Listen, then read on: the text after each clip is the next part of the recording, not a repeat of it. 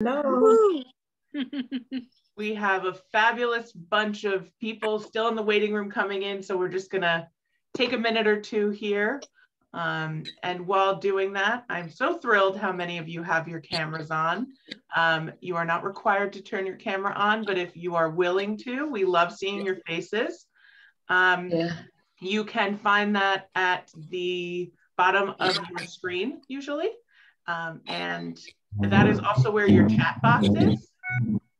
So if you would like to open your chat and let us know where you are here from, we love to see where everybody's calling in from. We've had people from all over the world, which is still just baffling and mind-blowing to us that we're able to reach everywhere. So we're thrilled that you're all here.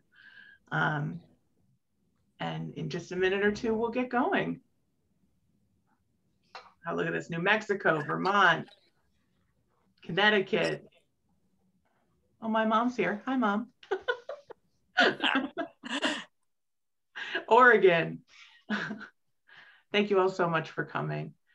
And I'll just say one more time, if you are willing to turn your cameras on, we would love that. It's at the bottom of your screen, as well as your chat, if you want to turn that on and let us know where you're coming in from, that we would love. And if this is your first art party, we also love to know that too. So we want to, from Buffalo. Hi. we do want to be respectful of everybody's time, so I will get started here. One technical thing, if we have any major technical difficulties and have to abruptly end the party, we'll post an updated link on our website, which is artpartycentral.org. So if heaven forbid, we say, gotta end the party, just hop on over to artpartycentral.org and you'll be able to log into the new link and we'll just start right back over. And now that all of the technical stuff is out of the way, what we do is at the beginning of our parties, we like to have a little cheers and celebrate being together. So if you happen to have something to drink, cheers to all of you. Welcome, welcome. Cheers. Happy Monday. Here. Woohoo! So many wonderful faces. And now, don't be offended. Zoom protocol says we mute everybody. So we're going to mute everyone. Except me. There we go. For those that don't know me, I'm Laura Candell, and I've been working in the contemporary craft world for over 17 years. I am so fortunate to have been working with Art Party Central for the last 9 months and watching this platform really grow and thrive. I'm so excited to be your host today and to introduce you all to 8 of the artists who are exhibiting in the Smithsonian Craft Optimism show, which is a virtual show this week. And it discusses their sustainable work and recognizes their commitment to combating climate change, which is so important to all of us. Sustainability has been an ongoing discussion at so many of our art parties in the last 6 to 8 months, and conversations well beyond that. So when we saw Craft Optimism launching, we knew we had to get involved and help get the word out about this really fabulous event and these incredible artists making this work with sustainability in mind. I am so lucky to have 2 of the Art Party Central co-founders, Sam Stone of Swan & Stone Millinery and Carla Goodian of Carla Goodian Art and Design with me this evening, helping me co-host. They will be making sure everything goes smoothly and will be answering questions in the chat. So make sure to say hi and ask them if you have any questions. And we are also joined today by our 8 super talented artists. We have Meghan Patrice Riley Jewelry, who is one of Art Party Central's co-founders and the force behind tonight's collaboration. Kim Schalk, Francesca Vitali Paper Jewelry, Mary Jaeger Atelier, Nicole DePonte from Lilian Asterfield, Griffith Evans Wood Jewelry, Cecilia Frittelli from Frittelli Lockwood, and Kathleen Tesnakis from Ekologic, who is also one of Art Party Central's co-founders. So let me tell you a little bit about how this party is going to shake out. Each one of our artists will give a presentation, and our fabulous co-hosts will put the links to their Bid Square websites into the chat for ease of use. If time allows, I'll ask them 1 or 2 questions. And at the end of the party, once all of the artists have presented, we'll open up the party for chatting and invite you all to unmute yourselves and mingle and ask any lingering questions. Before I bring up our first artist of the evening, I'd like to introduce 2 members of the Smithsonian Women's Committee, Jeannie Wong and Kelly Gillespie, to tell you a bit more about craft optimism. Hi, everybody. I'm Kelly, and maybe Jeannie, if you could say hi, they can see your lovely face too. Hi, here I am. She's around there somewhere. So I just want to start by saying how honored we are to have you guys highlight us today. We're just really, really thrilled because oh, yay, there she is, because we've worked truly so hard on this event, and really all of our events showcase our artists. That's what it's all about. So we really wanted to find a way to honor our artists, and we're so lucky to have 8 of you guys here with us tonight. So just wanted to start by saying who we are. We're the Smithsonian Women's Committee. We're about 200 members, and we produce the Smithsonian Craft Show. And many of you have either been to that in person. Usually that's in DC every spring. But then 2020 happened. I'm not sure if you guys heard about 2020, but then it happened, and we all, were thrown into the air, and everything settled down finally because we decided to have our first virtual show last October. So that was our first virtual Smithsonian Craft Show. And then we got to thinking about this year. All of our net proceeds benefit the Smithsonian, and we give grants for their innovative education, research projects, and community outreach. And so we got to thinking about Earth Day and decided, how can we honor those artists who in particular address climate change while creating their beautiful handmade art. So we then decided, okay, well, maybe we'll celebrate Earth Month with Craft Optimism. And we just came up with this new concept, which is a virtual online craft show and marketplace that's open now through May 1st. And because we're feeling very, very optimistic about these artists' efforts to save our planet. So with Craft Optimism, we've curated this beautiful collection of handcrafted goods and sustainably produced art, which creatively reflects our changing climate. That's the line. And some of our artists educate the public about and inspire or model sustainable responses to climate change. So if you're an eco-conscious consumer, you've got an eye for refined accessories, thoughtful home goods, maybe artistic pieces that make a statement, we have got the marketplace just for you. So we hope you'll join us there. We love our planet. We love the Smithsonian, and we're hoping to make friends and family very happy and optimistic when you buy these gifts for them. So happy to have you guys here and looking at these artists. So we wanted to just take a minute and show you how to register on our platform. Our platform is called BidSquare, and it's an auction house, but they have been working with us for a long time. The Smithsonian is very, very particular about which platforms they use, and they vetted BidSquare, and they really like the security measures that BidSquare takes. So Laura, if you would like to, I guess we're going to put the link in the chat at the end of the event so that you can go there, but we'll show you how to get to that space and what you'll see once you land there, because it's a little bit of a two-step process to get shopping. So we start with this. This is called our landing page. And there's 100 artists that we're featuring with Craft Optimism. They've been very carefully curated in these categories. You can see jewelry and things for your home, accessories, wearables. And then we also have cross categories if you're looking for a gift for Mother's Day maybe, or Father's Day. So we have things for her, gifts for him, and maybe even for the children in your life. So we start by going there. You don't have to register to look at all of these things. You can actually navigate around through there.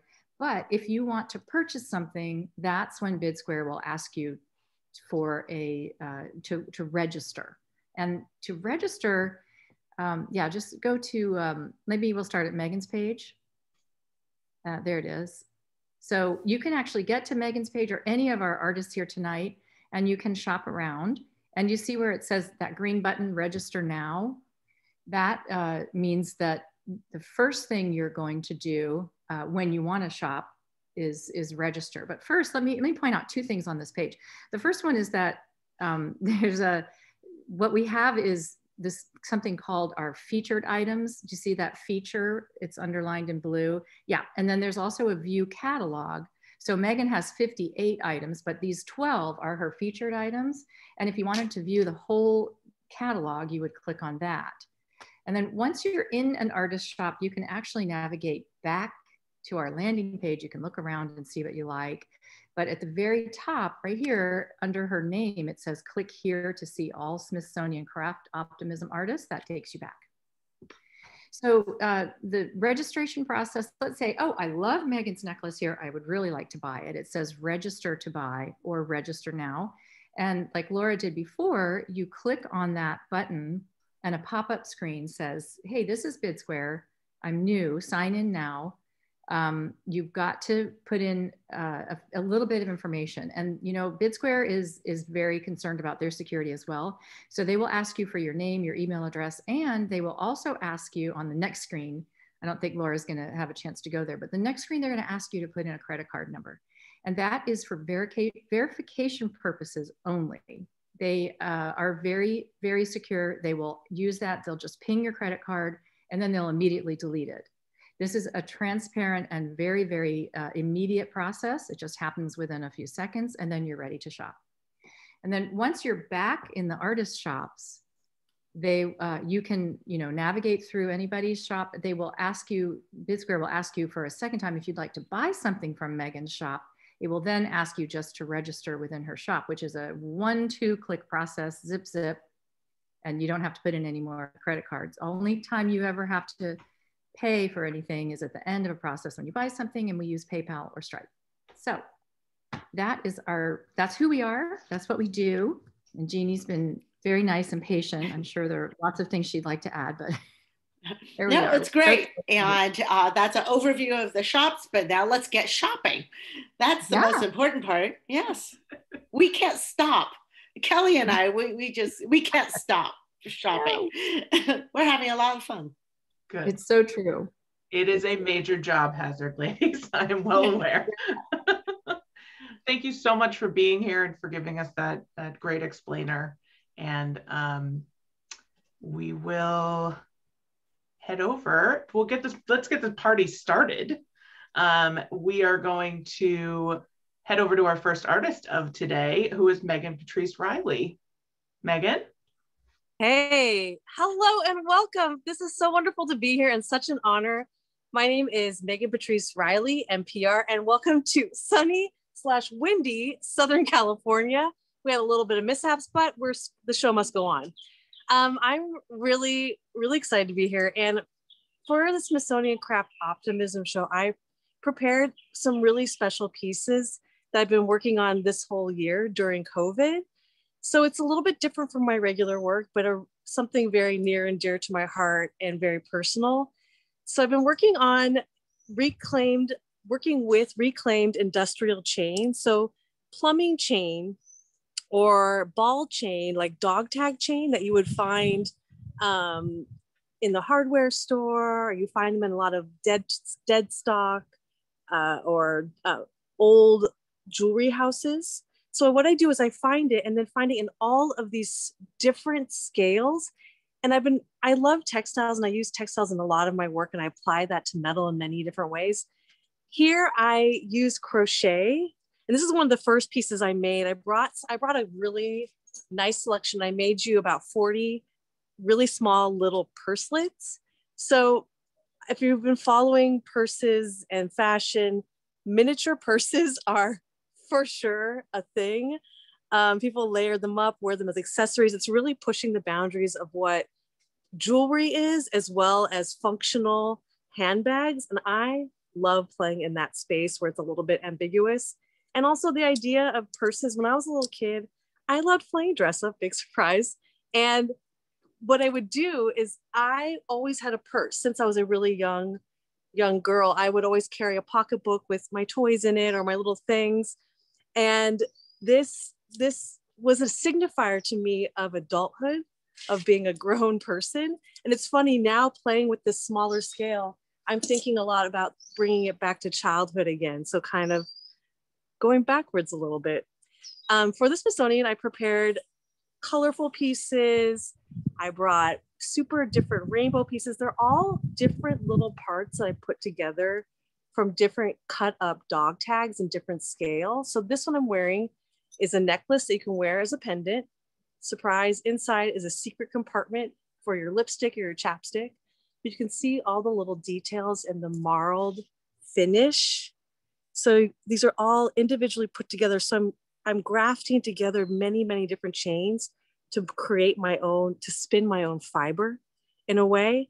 And then with like basket weaving, crochet, and knit techniques applied, creating little vessels that are all, because they're like textiles, will lay flat like a pendant, but also can hold a couple special items. I think less is more has been really apparent this past year, and having maybe like a perfume oil or a little chapstick and having something really special that you keep close to you and carry around throughout the day because you just need a couple things now. Having those little pieces hidden and around on your body is really exciting to me. With each piece, I've made you special try on videos because I know they're all a little bit different. They all are one of a kind and really special. So each of them come with like an 18-inch chain. They're all different. So they come with different powder coated hardware. I'm really thinking about keeping them consistent and monochromatic or playing within the same color families. So you get an 18-inch, but also you'll get a longer crossbody chain that I invite you to play with as well. So you can wear these as long pieces. You can wear them short. You can wear them crossbody like a beauty sash. You can wear them as a real crossbody purselet. And that is really fun. And even some of these smaller ones, I just did AirPod holders. I indicated on the website all the little AirPod holders. So they'll fit all these little extra things that like those extra special things that our new basics that we've come to identify during COVID. We have new things that are, toilet paper became so important. So, your AirPods became super important during Zoom meetings for COVID. So I love that. We also I brought a lot of different chain pieces. So I brought more traditional jewelry as well. So playing within that crocheted landscape. So within the bid square site, you'll see some pieces like this. This is with that same family, a gunmetal chain set with freshwater pearls, different little gemstones, little accents hiding there, giving you a little special feeling and a little special color. I've been also playing with finding reclaimed beads. So this is, again, really 90s feeling to me, but I've been finding beads from the 90s in different wood, glass, ceramics, and putting them together and making little color block diagrams. And I made these separately as mass chains. Then I made the purses as inspiration with my muse, Michael Butterfield, who I do IG Live with. And he was handbag buyer for Saks, Burberry, all these couture houses. And he really inspired me by commissioning some of these pieces. And then we've just keep designing them. And these mass chains started to go together with the little purses, and it became this whole story. And I'm so excited for you to take a peek and really delve in. Laura, am I missing questions? I'm seeing a lot. Basically, the chat is just blowing up with people saying how much they love the purselets. So let me just put that out there. And I'm very curious what your favorite new piece from the collection is. You have so much fun. So many fun things over there. But I've been loving the pink. I'm a pink and hot pink red girl. And so I made 3 special little red purses. Some of them variegated. This is like a variegated, really soft color with an 18-inch chain. This is the one I've been wearing for my colorful lightness, coming out of COVID, being vaccinated finally. And I've been carrying around perfume oil, actually more than lipstick, even though I love lipstick. And it's been nice to have that little carrier, a little something special. Good if you have migraines too. Keep that, that peppermint oil with you. Cool. Like a little safe for yourself. Right, How did you come to find and source the materials for this collection? It's actually like a combination of things. I really investigated ball chain. This is one of my favorite things. I was super punk rock in high school, big surprise. And I would play tennis and have huge ball chain and magenta hair, but play tennis and be in a tennis skirt. So this, I feel like you are an amalgamation of your own story. And I bring that, I think, a lot to my design. But I found out that the last chain manufacturer in New York is a ball chain manufacturer. It's in Mount Vernon, New York, and made a relationship with them. And they are the ones that make our custom dog tags, make a special chain, and then combine that with some more fun relationships of all the dead stock chain houses in the Diamond District. So interesting. So interesting. And I love the mix of nostalgia and modern in, all together, and thinking about what's happening right now with COVID and the new norm. I love the new collection, and I'm so glad that you were able to show it to us today. So thank you so much, Meghan. Thanks for sharing. Enjoy. We are going to head it over to Kim Schalk now. Just unmute yourself, love. There you go. Okay, hi everybody, I'm Kim. I want to thank Smithsonian. You guys are killing it. I'm so honored. And just let me give you a little background info. Of course, I use fabric for sustainability. Sometimes I use organic, sometimes I use vintage, sometimes I use sustainable or dead stock, but sustainability is like so high on my mind. It doesn't just start with, it doesn't stop with my design. It's like a part of my whole entire life. And but my goal as a designer is not just sustainability, but also to make you something beautiful and that makes you feel good, especially this year and last year. And let me just start with showing you some of my favorite things. This is organic cotton, and it's called the Artemisia Dress. It's got deep pockets. It's like a super soft cotton. It's got a self belt in the back, and I love it with this kimono.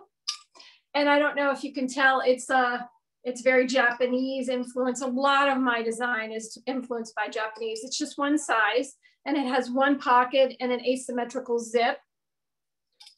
And I just love that the sleeve hooks through in the end. I think it's just very kind of a lot of dimension. And then here's another color of that kimono. I'm so into this kimono. This is a slightly different, longer version. It's called the Beta kimono. And I wear it with what's called a Ronin skirt. And I don't know if you can see, but all the fun details it's got. Of course, it's got pockets. If I can make it to have pockets, it's gonna have pockets.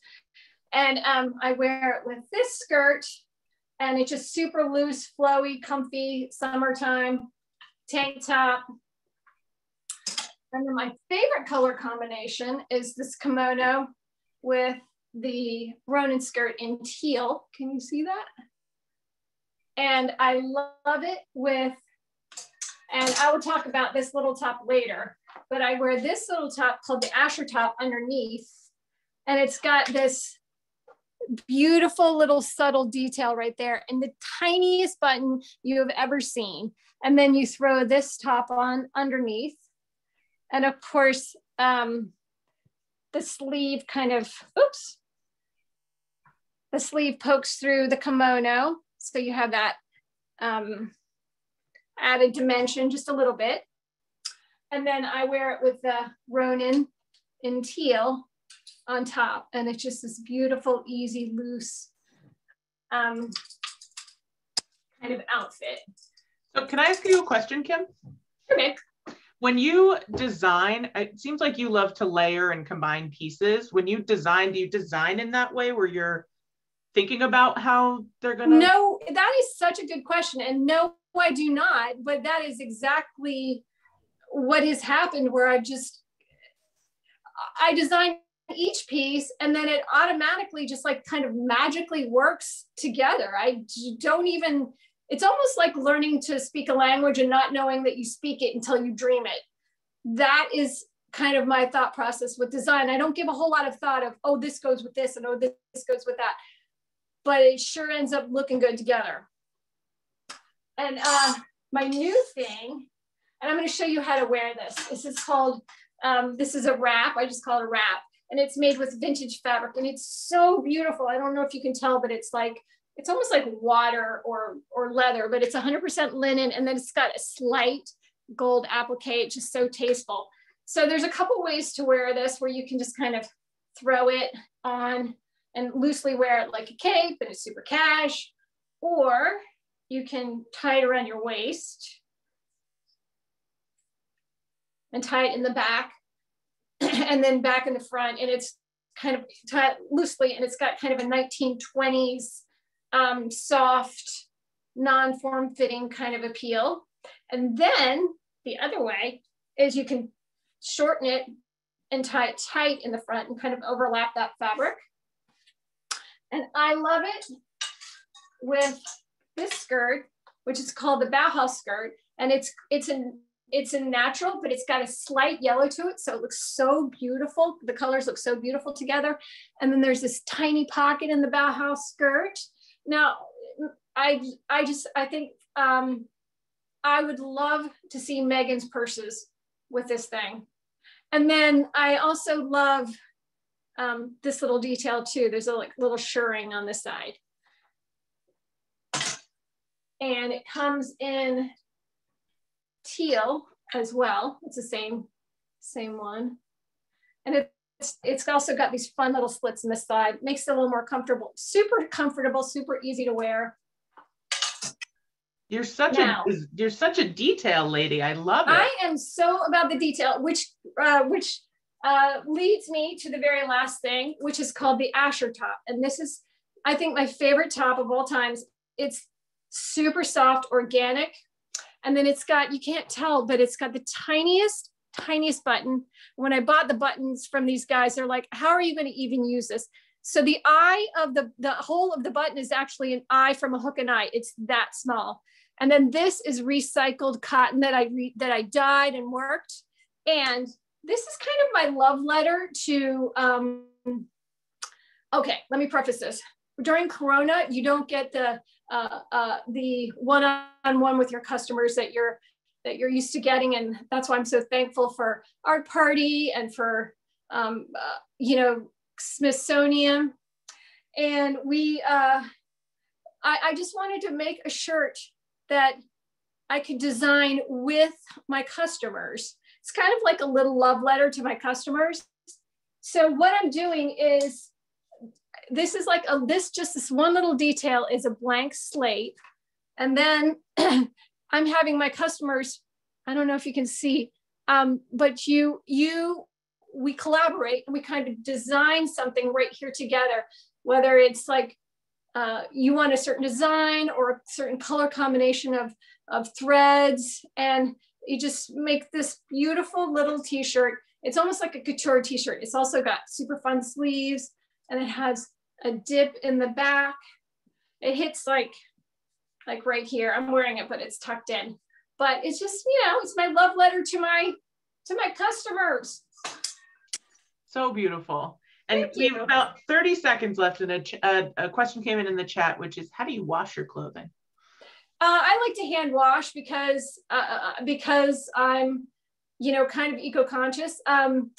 Almost everything is hand wash, or you can wash it in the delicate cycle. There are very few things nothing I've shown you today is dry clean. Everything is hand wash and or in delicate cycle, hang dry. Excellent. Thank you so much, Kim. You're welcome. I'm such a fan of your work. Thanks, Laura. Thanks for being here. And we are going to send it over to Miss Francesca. Hello, everybody. Hi, I'm Francesca. Welcome to my studio in Rochester, New York. There are tons of things that I want to say, so please stop me at 8 minutes or whatever. I'm a chat box, and there are so many pieces that I want to show you. But first of all, I want to thank you, everybody, for being here, and the fabulous artists that are here. I'm a big fan of everybody. I'm wearing Kim. I own pretty much everybody's work, so that's a privilege to be here with you. So I'm a paper jewelry artist. I started working with paper when I was a little kid, out of necessity. It was the first and only thing that I had available for my hands to work with. Then I took a little break in between university and PhD. I studied chemistry. That was the reason why I came here in the States for a postdoc. And from there, I ended up doing a class in jewelry at Penland. And that's how this whole new world started. And so what I do, I make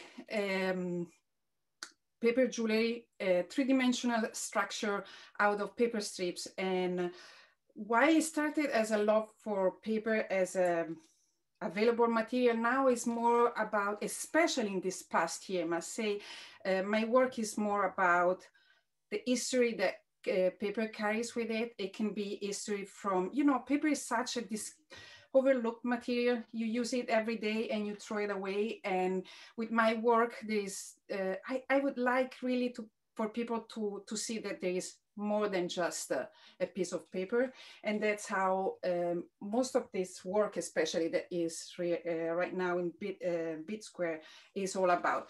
Before I jump into the work, I wanted to show you a little experiment that I started today, because I always have been asked how is paper behaving and how durable is your work. So my work is pretty durable, and the three-dimensionality is due to the technique that I use. So the pieces are pretty sturdy, but also I use an acrylic medium, and it's still kind of wet, but you can see that it's translucent. So, and these are many layers of this acrylic medium that I paint over each piece everywhere. So they are completely coated. You can, basically you don't have to do anything to the pieces. I take care of the pieces for you, you just wear them.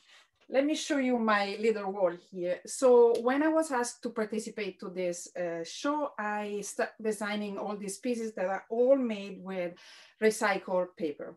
And I have, oh, let me show you. Actually, I have some of the paper that I have some books. I have some of the Italy maps, and these are the pieces that were actually inspired by a piece that the Museum of Art and Design asked me to make for August. And so August last year August is normally the time when I travel to Italy. And last year I couldn't go, of course. And I always work with maps, but never with maps from Italy. So last year I was like, why shouldn't I take a trip along my booth, my personal booth, Italy? And so I ordered some used second-hand maps from Italy, and I started taking kind of a trip of places that I wanted to see and places that I've seen. And so I made a big necklace, and from there, for the Smithsonian, I just developed that idea and kind of made a few more pieces. So, and what I love especially about this is the way I can play with water and length field. And here it's a brooch, and then also the bracelet. All the bracelets are woven around wire, stainless steel wire, so they're open and pretty much everybody can fit in this. And here is the earrings. These are the three-dimensional earrings that I have in the collection. And if you can see, especially in this, you see the detail, the water and the length making the spiral. So, and they're here.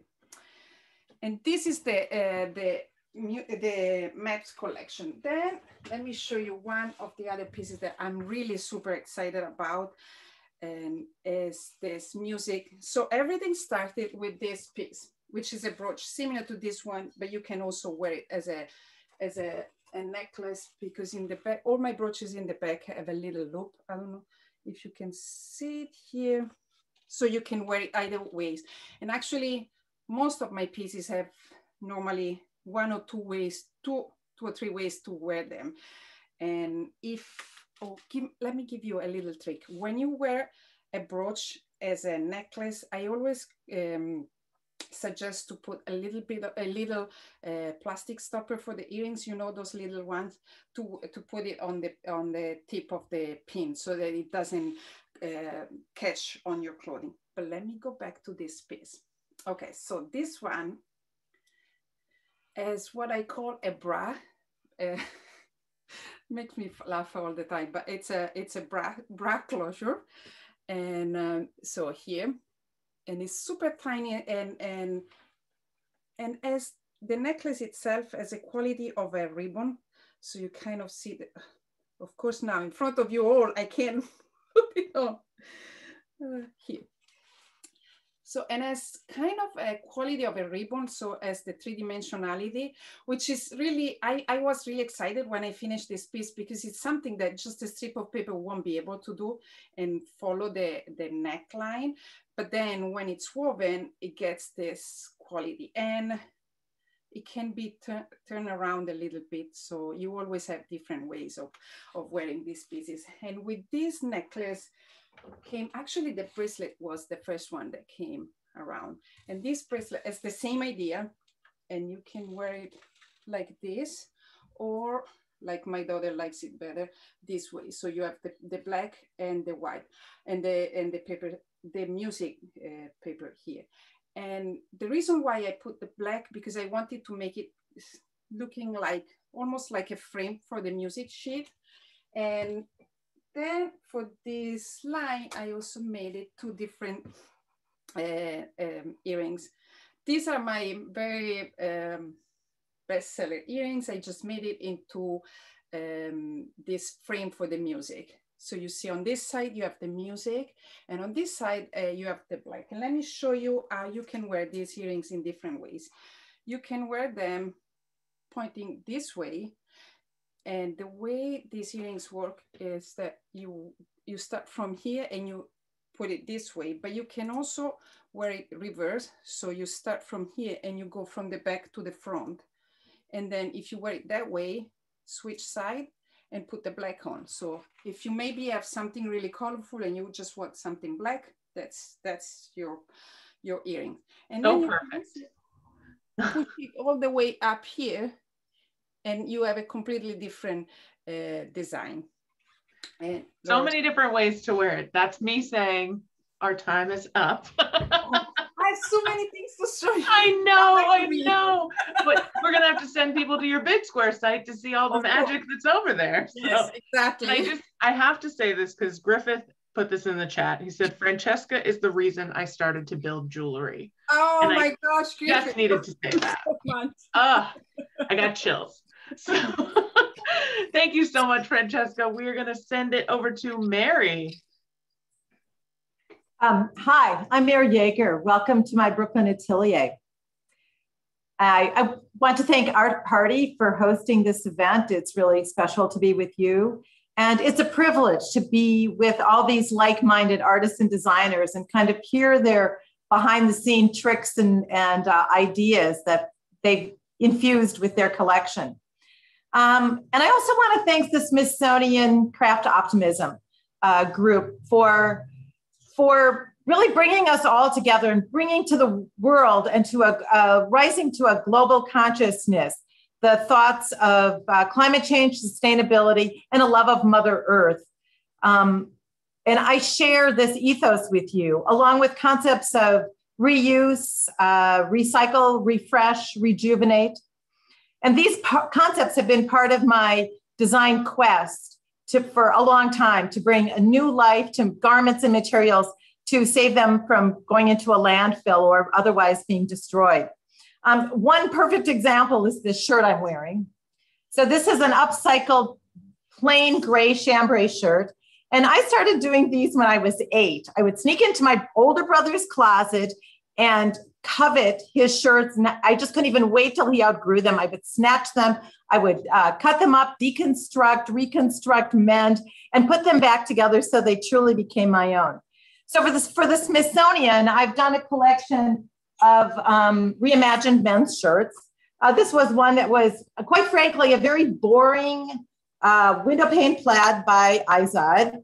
And by doing a little deconstructing and adding some hand-dyed twill tape, changing the buttons, pleating the collar with accordion pleats and dyeing, adding orange buttons, it's become a completely different shirt. This is one of my personal favorites, which was a white shirt that I did for production.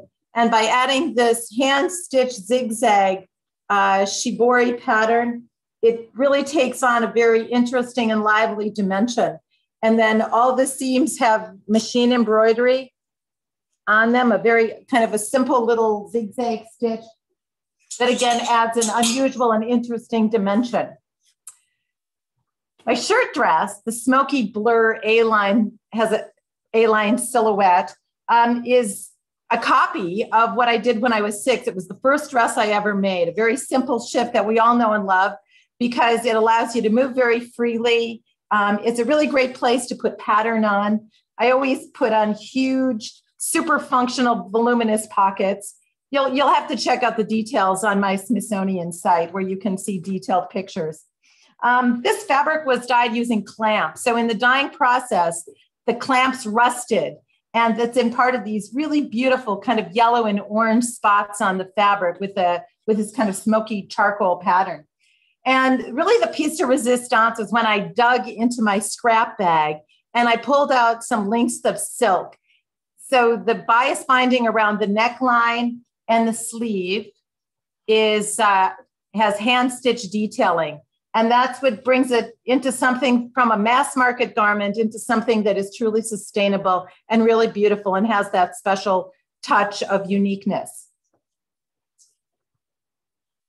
I have a series of hand-woven khadi cotton shawls. These are hand-woven in India and dyed in my studio. Each one is one of a kind. And my cashmere shawls are seasonless. They're hand-woven in Nepal. I'm working with a very small family-run atelier there and doing all the dye work here in my studio. So I have 5 different cashmere shawls on the site. Take a look at them. Now that I heard this morning that Europe is opening up its doors to Americans that have been vaccinated, this is the perfect traveling companion to put in your suitcase or in your travel bag, because you're always going to need a little blanket for on the plane or when you're having dinner. And I have a lot of scraps, little fragments of silk and remnants, and in some cases up to 60 meters on a bolt. But what to do with them? So I've taken these and I started what I call my unfolding project, Accordion Silks. So these pieces are mosaic, put together in a mosaic patchwork fashion. They're pleated and dyed, and they're edge stitched so that the pleats become permanent. And from another set of scraps, I created a series of dusters. So this one is mid-thigh. It has a deconstructed hemline, but you can just kind of look at the very refreshing colors that are kind of unusual in terms of the combination. And the bias pleating also adds another dimension. So I've chosen 7 words of hope. My words of hope are love, joy, peace, compassion, empathy, happiness, and courage. So one of those words is embroidered or imprinted on all of my pleated pieces so that the wearer can embody them.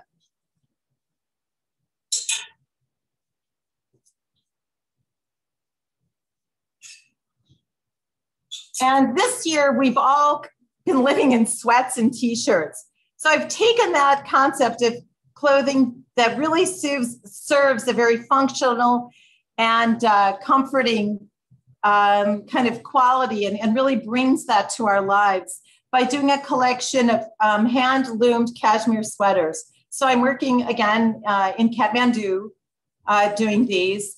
So they're all hand-loomed, very fine cashmere. So this is my answer. This is going to be the future forward answer to a sweatshirt. It has a really beautiful roll collar. I'm doing it in 2 lengths, the hip length, and then I'm doing just above the knee thigh tunic length. You know, most of my pieces, even though I might do them in a series and they have a similar feeling, they're all one of a kind. I work mostly with natural fibers, silk, cotton, linen, and cashmere. And this is a kissing front cashmere cardigan. And these pieces are all by order. So I'm taking pre-orders now. The delivery will probably be after July, August, September. And all the stitching, the shibori stitching is done by hand. It's a term called nui shibori. So gorgeous, Mary. I had a quick question before we run out of time, which is, if somebody had like maybe their father's old shirt, do you reimagine shirts for people that they want to upcycle? I do, and I think it's really a great way to pay homage to, you know, friends in our family, much like Nicole, who's coming next, does with her neckties, where she takes neckties that really have a meaning for someone and turns them into a product that they can use and really embody the spirit of that person. So this is an example of a shirt that would be perfect for that. It's a men's shirt. In this case, it wasn't deconstructed, it was just over-dyed. Thank you so much, Mary. Thanks for being here. And we are going to send it over to, as you said, Nicole next. Hi, everybody. Welcome. Thanks a lot for joining us tonight. Super honored to be a part of the show with all of these artists, all of which I admire greatly. I admire their missions as far as being environmentally conscious. It's really great to be a part of this group and know that you're not the only person who's trying to make a difference. And so I just wanted to basically say I'm Nicole DePonte. I am the necktie maven at Lilian Asterfield. You can call me Lilian. I will answer to it if you forget my name. It is my alter ego. I believe that you should have at least 5 to have a very happy and successful life. My work has always been based on upcycling and repurposing. I'm very, very, very intrigued by the idea of a material coming into my hands that has a story all of its own. So with neckties, I've always been sort of a dapper dresser. I love jackets. I love button downs. I love a dapper hat.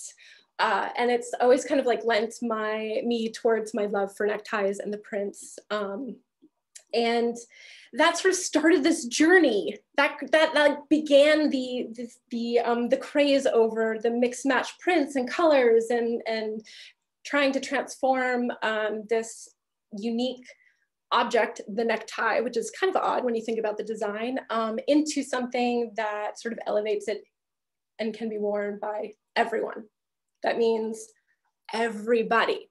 So I'm going to give you a little tour of my signature styles. I think this will give you a good base to start shopping in my bid square.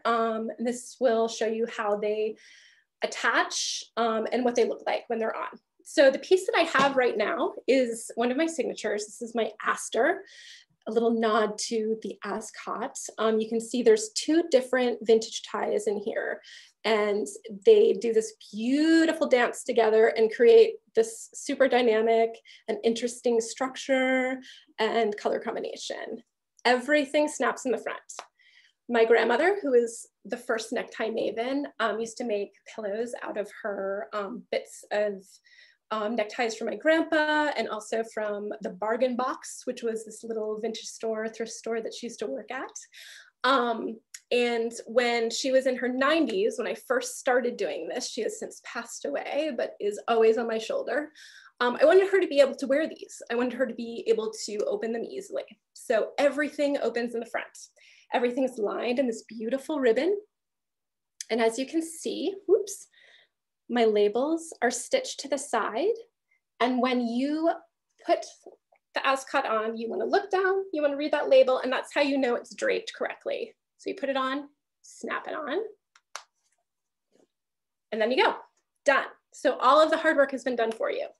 So next, I want to show you my Catherine, and this is actually named after my Grams. Her name is Katie, or Kay is usually what she went by, but the Catherine is the original design that everything is built on. And as you can see, it hangs a little bit lower. It's a little bit like a necklace. And all of these beauties are one of a kind. So you can see how different the patterns and the colors transform the pieces. So this is this really gorgeous berry. It has a really nice like edgy stripe with some details in there and a little bit, it's almost like a watercolor kind of print. Really lovely. I'm wearing a little denim jacket in here. Done, done. So that's the Catherine.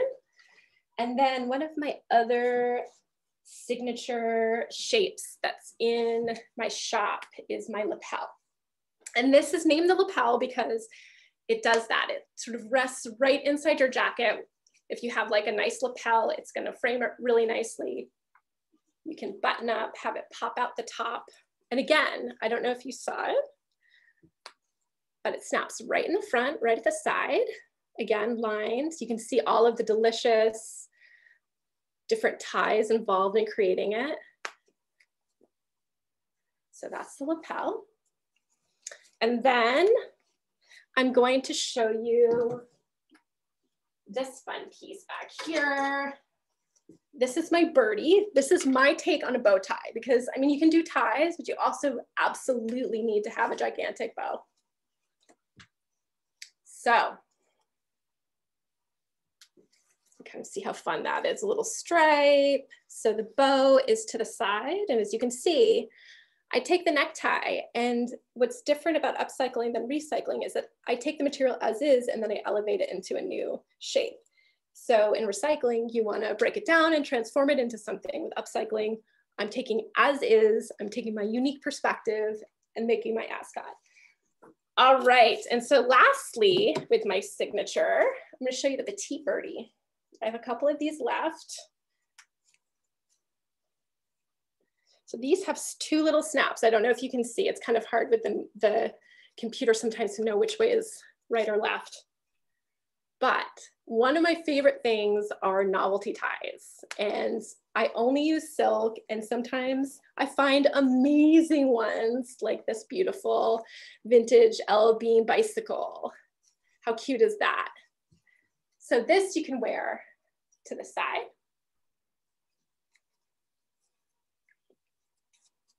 Like a bow tie in the front.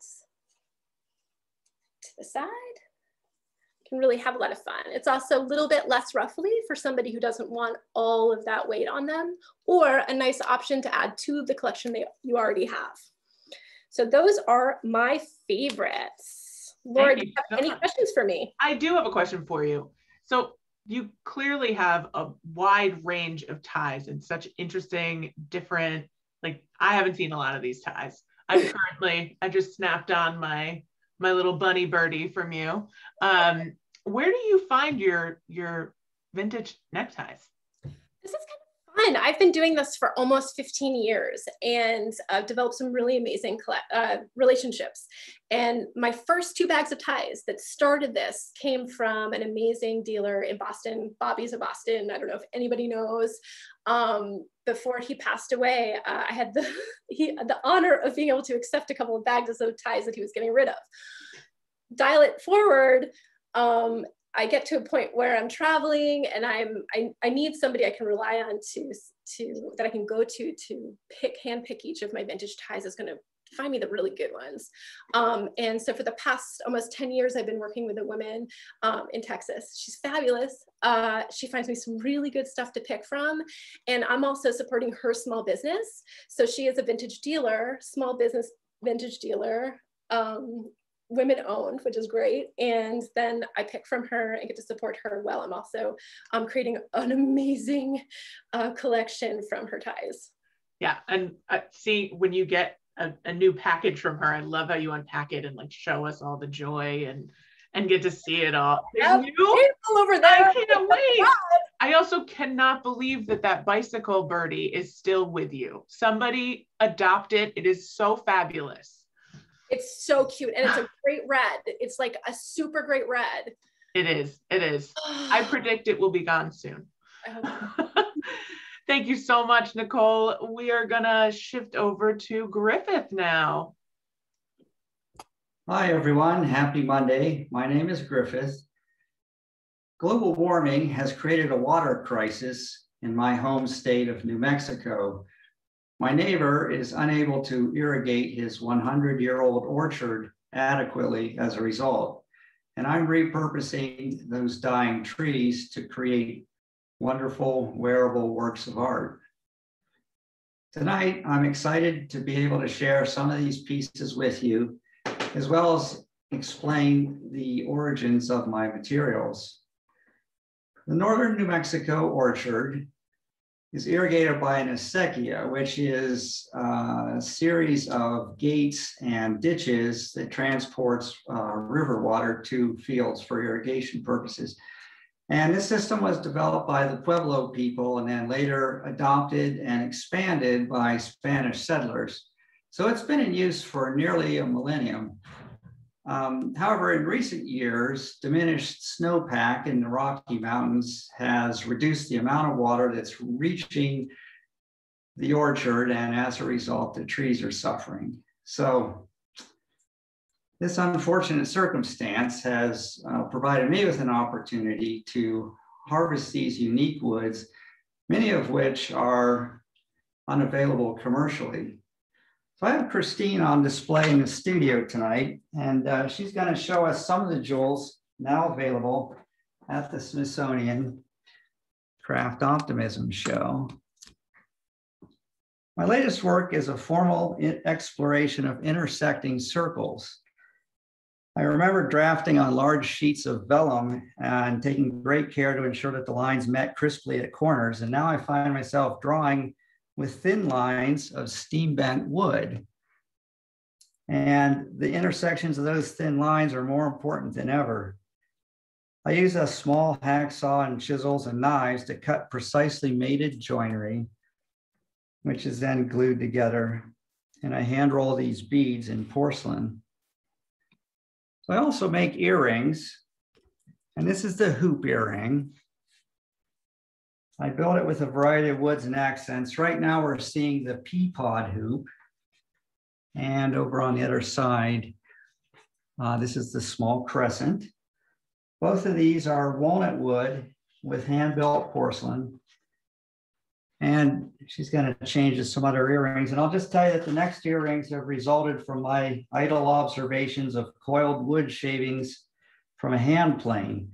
And I was stretching the coils and breaking them up and overlapping the pieces. And that was the inspiration between this next set.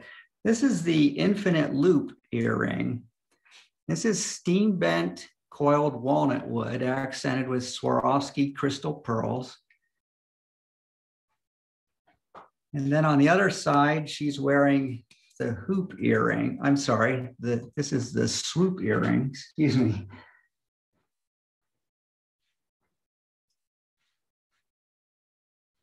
So now we're going to turn the camera down and take a look at some cuffs. I build the cuffs by steaming thin strips of wood, and then I bend it around a form. I build these in 3 widths. This is a banglet, which is a 1/4 inch wide, and then I've got a half cuff and also a full cuff, which is just under 1 inch wide. Christine's going to show us the proper way to put on a cuff.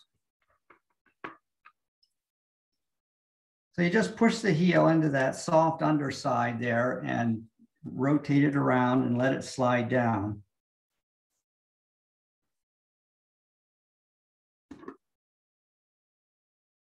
This half cuff is available in gray sycamore wood for the show. And it's just a lovely subtle pattern reminiscent of reptile skin.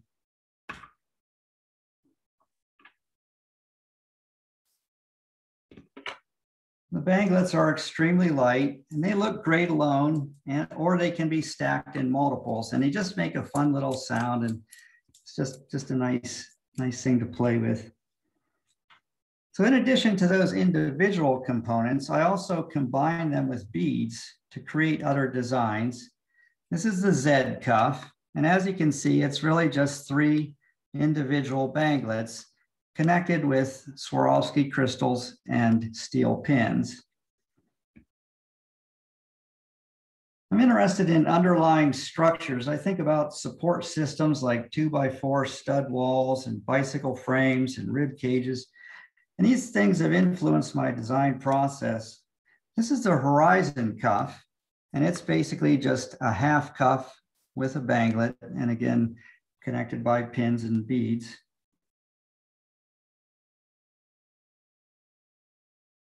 The final piece that she's showing us is the Peapod Cuff. And as you might imagine, that's just 2 banglets. This is a very sophisticated minimal piece. It's only about 3/4 of an inch wide in the middle. And this is the other colorway that's available to show. This is apricot wood, again with the Swarovski crystals. And do you have any questions for me, Laura? I do have a question, actually, especially about the bracelets. Sure. How do you figure out which size you are? How do you know what size to order? Yeah, that's a good question. Because they are wood and they're very rigid, there's no flex. And I build them in 5 sizes. Now, on the Bid Square website, you can see I've got a little sizing video that's embedded in each cuff description. But basically, if you can just wrap a tape around your wrist or a string, straighten it out and measure it and order accordingly. I'm also available to do Zoom consultations or phone calls to help walk you through that process. That's really smart. I love the Zoom consultation. I think it makes it really extra personal. Yeah. Well, you know, we've all had to adapt. Yes, very much. And there was actually a great question in the chat. Does the wood jewelry require special polish for it to retain its luster? It doesn't require that. All these pieces have been finished with multiple coats of varnish. And then I buffed that to the gentle sheen that you saw. You can wax it if you want to, but it's certainly not required. Okay. And my last question is, do you make jewelry specific for men?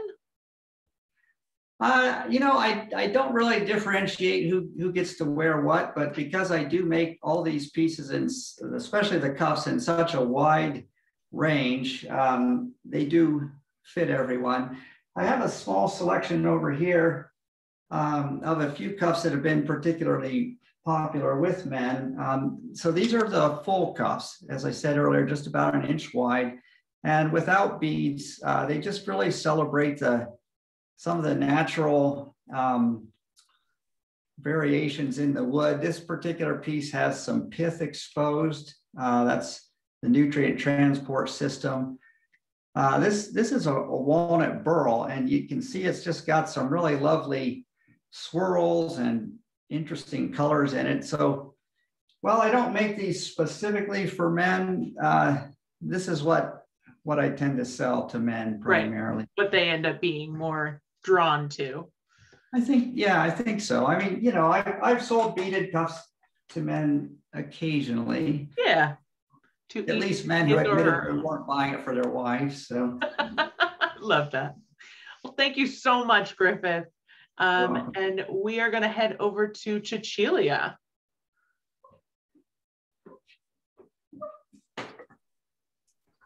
Hello.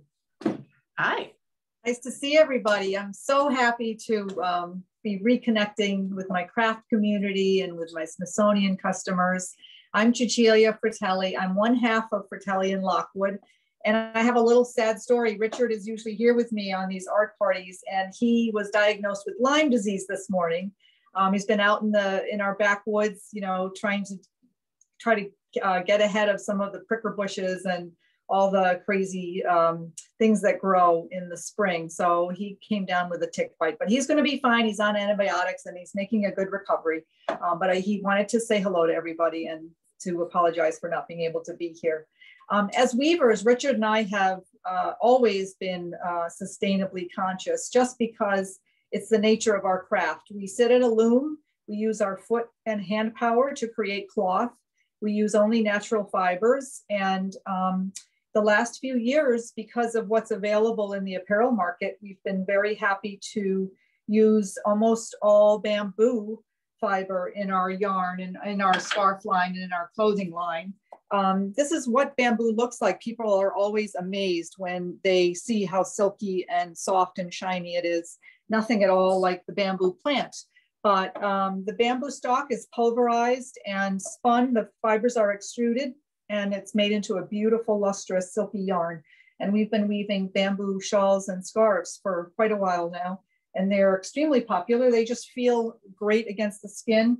They are geothermal. So when the air is cool, they feel warm. When the air is warm, they feel cool. Here's a particularly pretty one I like for spring. It has a cream and ecru ground with yellow, periwinkle, teal, and grass green accents. This is a beautiful scarf. I also want to point out, you can kind of see in the light here, there's a lot of space in between the little lino weave area, which is a lacy weave that allows little squares of space to happen in between the yarns. The yarns are gathered together in a little packet, and then there's leaves lots of little air holes. So this, of course, feels wonderful around the neck when you want kind of need a little more air and a little less solid feeling against the neck. So that's a nice combination. And then I did it, again, the same pattern. So this is the bamboo pattern stripe, and this is the khaki ground. So this is a khaki ground, great with, you know, a classic London fog raincoat. So a London fog khaki ground with cream, wine, ecru, and navy accents. This is a great scarf for men. If you're looking for a wonderful, elegant scarf for a guy, these do really well. And then of course we do shawls. I'm modeling one here. This is a celadon silver combination. The shawl is just a big old rectangle. It's nice and roomy. It has a hand knotted fringe at the end. So it's one of those garments that you can do so many things with. Very easy to wear. And if you don't like fussing with the ends of a shawl, this is another combination that's also in the bamboo. This is called a pewter drape shawl. So what this is a big rectangle that we've sewn one seam in the back along the shoulder. So the back is a poncho shape. And the front is the little swag that you see here is sewn right in. So when you're wearing it, it's not going to go anywhere. Your arms fit in here, and there's a V for your back neck. And it's kind of like an infinity scarf, but in a large size so that it feels more like a shawl. These are great for Mother's Day if you're looking for a Mother's Day gift. This one is a pewter gray. This is on the Bid Square site. And then this is our candy stripe. So lots of bright colors. So if you have a mom that's really looking for something poppy, this is a great way to go. And this is great for someone who wants to travel or wants to be a little more neutral. This is versatile with a black warp and a pewter gray weft. So that's one of our sustainable fibers that we use. The next thing that we are playing with right now is milk fiber. And milk fiber, again, it has the same luster as the bamboo, very silky. This is the natural color. So we bought a couple of pounds in white just to kind of play around. And then I had a lot of fun as soon as the weather got warm. We're in Saratoga Springs, New York. So it's taken a while for spring to get here. But as soon as it did, I had fun with doing some natural plant dyes. So I was very happy to have an excuse working with Craft Optimism to come up with some really earth-friendly yarns and dyeing milk yarn with plant dyes. Indigo, this is onion skin, and this is, believe it or not, this is avocado skins, which I just find fascinating, that beautiful warm pink. So I really had a great time. It reminded me of when I was a teenager. I know Mary Jaeger talked about her childhood fiber experiments, and when I was a teenager, I was a little bit older, I was in high school, but I was a serious hippie and did a lot of natural plant dyeing outdoors on a campfire, and I have pictures of myself back in the day. So it kind of brought back that full cycle of how do we make yarn and how do we make clothing that celebrates the earth and uses the resources that are all around us instead of damaging it or polluting it with chemical dyes and so forth. The other thing that we use besides materials to be sustainable is using up materials. So in other words, as a weaver, we weave yards and yards of cloth, and there's always bits and pieces left over from shirts or vests or any kind of garments that we make. And so with those pieces, we kind of have fun putting together basically little quilts. So we have a bunch of tote bags. Those are on the site. And then a friend of ours is a furniture rep and has piles and piles of leather upholstery samples. They're about yay big. And we're able to use those. And he said he just loves not having to trash them, which he has done in the past, which I find unbelievable. But I'm really happy to help him out with his piles of leather. And this is a great use of them. So we sew them together, put a little gusset in the bag. And then I think they work really well with the hand woven fabrics. Just a nice mix of the leather, the richness of the leather with the texture of the woven. This is a jacket that we did. These are more, I think we did skirts and blazers out of this one. This was another women's jacket. So it's just a great way to use up bits and pieces in a very creative way. And the bags are all one of a kind. So you're not going to see yourself coming or going if you buy one of our bags. A larger piece to do with the scrap idea is the asymmetrical shirt. And these we sell to both men and women. They use up some larger scraps, as you can see. Some of these are half-yard cuts of all kinds of different menswear pieces. So these are a lot of fun. We put a big pocket in it. And like I said, I think this one's buttoning on the men's side, but we do them on the women's side too. So really roomy, very easy to wear, and they look great. The other thing we do with with smaller scraps is poncho. So this is just all little tiny 3-inch squares that we've cut, sewn together in a border, and made a little poncho out of it.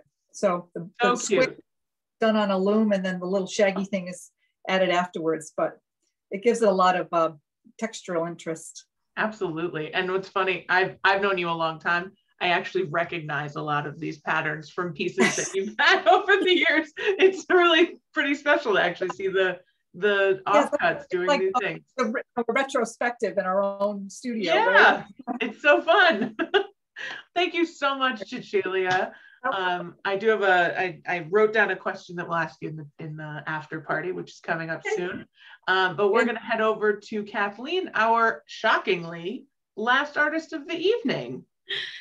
Hello, everybody, and thank you so much for coming tonight.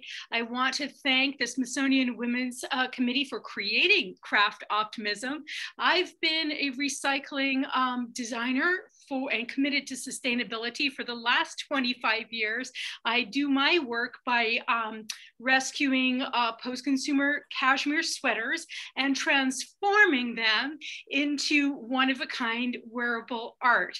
And to be able to have 100 artists together that are all creating work and addressing our climate crisis is such a huge jump forward, and I applaud you and thank you so much for the concept. All right. So to tell you a little bit about my work, I have done some special pieces for Craft Optimism. I actually do a line of clothing and accessories for both men and women. And as I mentioned, I am recycling cashmere sweaters. I get these cashmere sweaters from used clothing dealers in the New York City metro area, which happens to also be a part of my community. It means that everything that I touch literally only travels 150 miles before it's transformed. And when I talk about transforming things, when I first go and hand select the garments, they are sort of withered with age. They have been handled poorly, maybe not washed, because people are a little scared to wash their cashmere, which I will teach you about. But my job is to be able to see beyond that original life and transform it into something new. So the really fun part is that I don't control the material that comes through the waste stream. It's what people throw out. I find beauty in it, and I begin to bring it back to the studio, wash it, rehydrate the material, deconstruct to yield all of these beautiful bits and colors here. And then I begin to create and collage my work like small paintings. I like to show you the fabrics because you can see what little tiny pieces I have to work with. And that can often be a real challenge when making this work, but it is also what makes it so much fun. Whether I'm doing a piece where I get to use a beautiful print, which is just perfect for the garden right now. I also love details. When I combine things, I want it to be a whole new composition. So you don't look at it and say, well, that's an old sweater. No, it has a completely new life.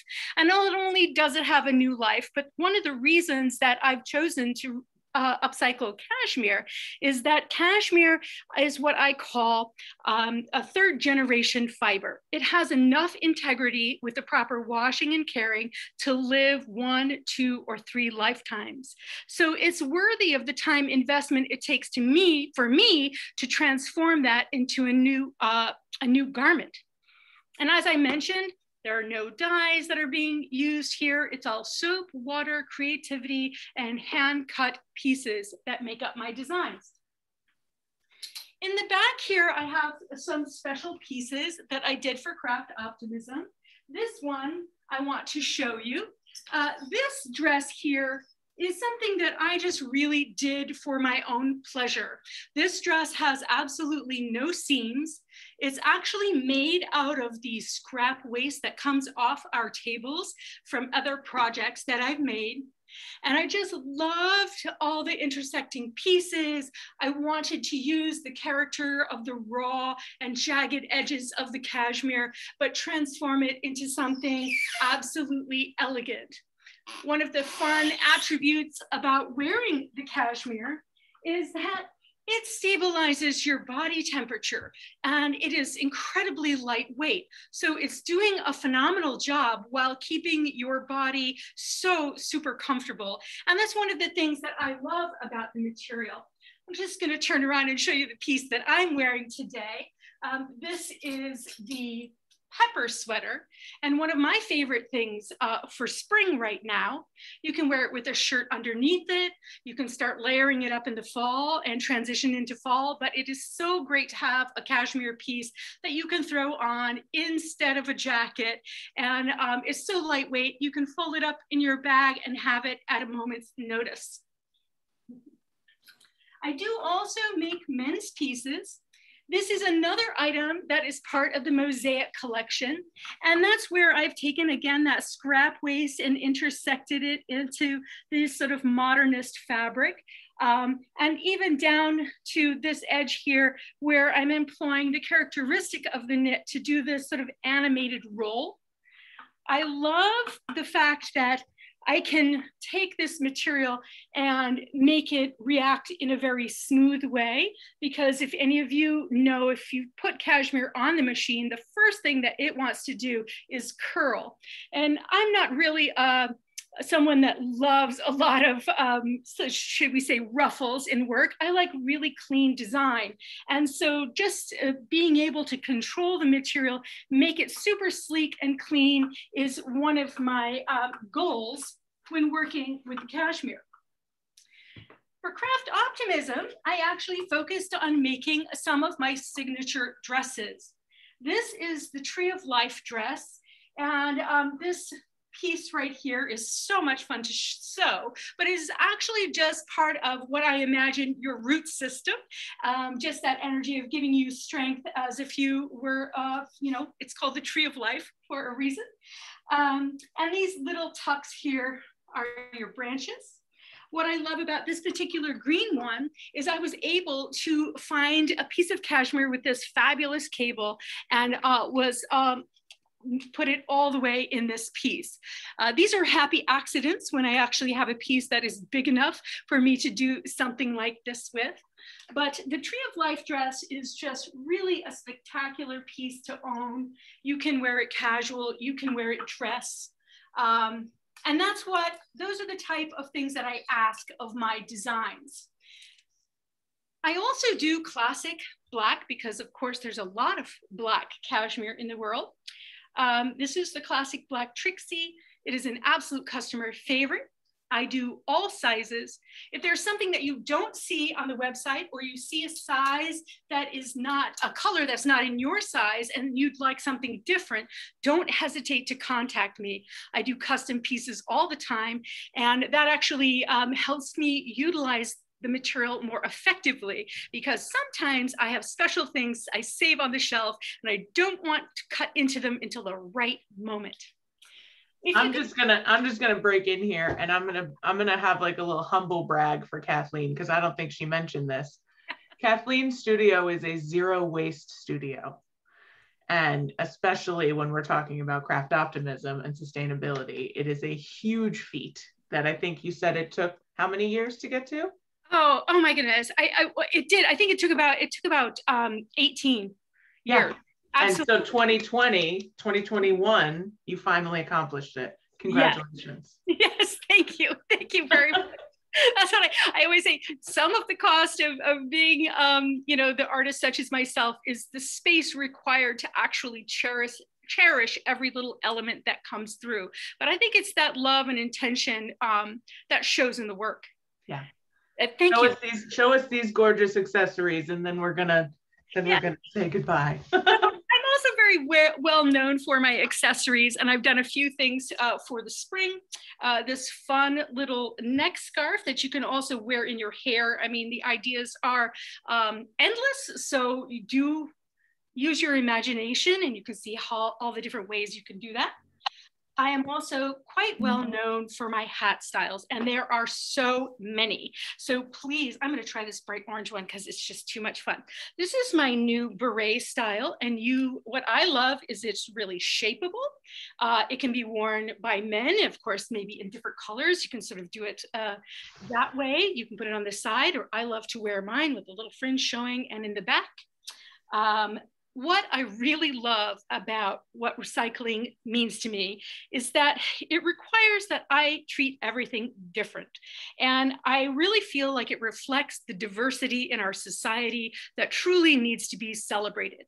So not only is it environmentally conscious, but it's also reminding us to really shine our individual light and be expressive of who we are, and remember to celebrate our differences. That's so gorgeous, Kathleen. And on that note, I'm going to say thank you. And I'm going to say thank you to all of our artists for sharing their stories and their incredible work with us today. And I wanted to make sure to thank Sam Stone from Swan and Stone Millinery and Carla Goodian from Carla Goodian Art and Design, again, for helping me co-host today. They've been keeping track of questions in the chat, and we'll be running our after party as well. I think I can speak for all of our artists here by saying thank you, thank you, thank you.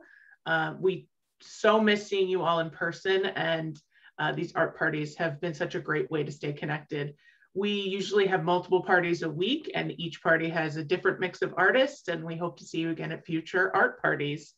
I do also want to thank Craft Optimism and the Smithsonian Women's Committee and everybody over there, Kelly and Jeannie, and the whole committee, and are so grateful for them allowing us to have this party specifically during Craft Optimism. And with all of that said, we're going to stay on for a few extra minutes to answer any lingering questions. For those that would like to stay and hang out and ask questions, we do at this point invite you to unmute yourselves and let's chat. If you do have background noise where you are, we do ask you to stay muted unless you're asking a question, just because lots of people, lots of sound. So if anybody has a question, feel free to speak it out loud. Laura, I do. This is Kelly Gillespie again. It's not a question so much as a statement that, oh my gosh, we've been texting, all of us, our SWC, our ladies here, and we are so inspired by all of you. This is unbelievable. And we just cannot thank you enough for your dedication to this craft. It's unbelievable. And I just wanted to also give a shout out to Fran Dubrowski, who's on tonight as well. She's an SWC member, but she's also the founding member of Honoring the Future. And she is our co-host for Smithsonian Craft Optimism. So Fran's been here, and we've been really thankful for her help as well. And she nominated a lot of these artists that you see here today. So thank you. Thank you, Fran. And Kelly and Jeannie and the whole crew over there. I think this is so wonderful that we get to get the personal presentations, because even when you're at an in-person show, you don't necessarily have this much time to get all the information from the artists, and they have to help other buyers, and this is even better than an in-person show. Honestly, I love this. I have a question for Thank Kathleen. you. Go ahead, Anita. Hi. I have a question for Kathleen because I'm a voluptuous woman, and thanks to COVID. And so I wanted to see, Kathleen, if you can make larger sizes. I just want to know, yes, if you have larger sizes. And I have an extra 10 pounds here too. I mean, it did a number on me, which I am trying to work out now. But the wonderful thing is, all of my cashmere still fit. So I have to say, cashmere has this wonderful 4-inch stretch rate. So it's going to allow me to shed this and I will still be able to own all of mine. It allowed me to gain a little and I'm still comfortable. So, but yes, I do double all the way up to double XLs, which is like a 1460. Wow. So really just if you tell me when you call me, I'm going to ask you a few questions. Do you mind showing your figure? Do you want to wear it a little bit off the body? Because if you do, I'm going to suggest go a size up. You can also tell me, oh, I have extra long arms and I'm going to make sort of a concept to help with that as well, or short arms. Doesn't matter what it is. I make all of these pieces by hand. So just communicate to me. If I have to pull the curve out a little bit on a special piece, I will. Great. Thank you. Thanks. And I would say in general, all of these artists do Zoom appointments and take commissions and are totally ready and available to help you at any point. Thank you.